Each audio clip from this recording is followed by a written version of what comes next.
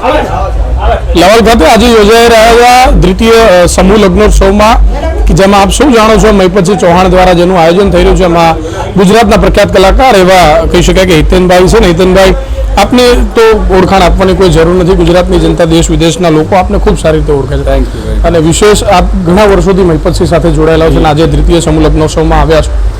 શું કહેશો આજના દિવસે? બહુ આનંદનો પ્રસંગ છે, કારણ કે આ જે સેવા કર્મ, આ સેવા યજ્ઞ જે ચાલુ છે, જેમાં બાળકોથી લઈને વૃદ્ધ માતા પિતાઓના માટેની ઘટનાઓથી હવે એવી દીકરીઓ માટેના સમૂહ લગ્નનું આયોજન શરૂ થયું છે. ખૂબ આનંદની લાગણી છે, જાણે મારા ઘરનો પ્રસંગ હોય, કારણ કે જે પ્રકારનું જે હૃદયથી આ કામ થઈ રહ્યું છે એ જ કારણસર પહેલા દિવસથી એમની સાથે જોડાયેલો છું અને આજે આ દ્વિતીય સમૂહ લગ્નમાં હાજર રહેવાનો તક મળ્યો છે. આ દીકરા દીકરીઓને આશીર્વાદ આપવા માટે, મહિપતભાઈને એ અભિનંદન આપવા માટે, શુભેચ્છા આપવા માટે, કારણ કે જે કારણસર એમણે આ કાર્ય શરૂ કર્યા છે, ઈશ્વર એમને તંદુરસ્તી અર્પે અને આ શક્તિ 100 ગણી એમની વધે એવી આશા અને અભિનંદન અને શુભેચ્છાઓ સાથે આવ્યો છું આ દીકરી દીકરાઓના આશીર્વાદ આપવા માટે. છેલ્લો સવાલ કે જ્યારે આપ મહિપતસિંહને વર્ષોથી જાણો છો, શિક્ષણ કલ્યાણ સંકુલથી જેમને શરૂઆત કરીને મહત્વનું પાયો શિક્ષણ જેમને સમજાવ્યો છે, દીકરીઓને શિક્ષણ આપવા સાથે સાથે એમના પરણાવવાની પણ જવાબદારી આજે જ્યારે મહિપતસિંહે લીધું એ લાખો રૂપિયા, કરોડો રૂપિયા, હજારો કરોડ લોકો પાસે છે,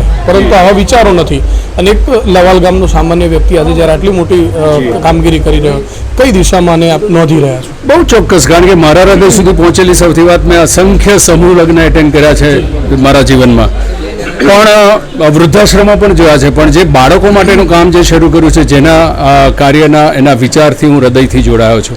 કારણ કે એવા બાળકો, જે બાળકોના માટે છત્ર ના હોય, મા બાપનું છત્ર ના હોય, ને જેમનું ભવિષ્ય નિર્માણ કરવાનું જે કાર્ય જે છે એ આનાથી ઉત્તમ કાર્ય મેં હજુ સુધી જોયું નથી.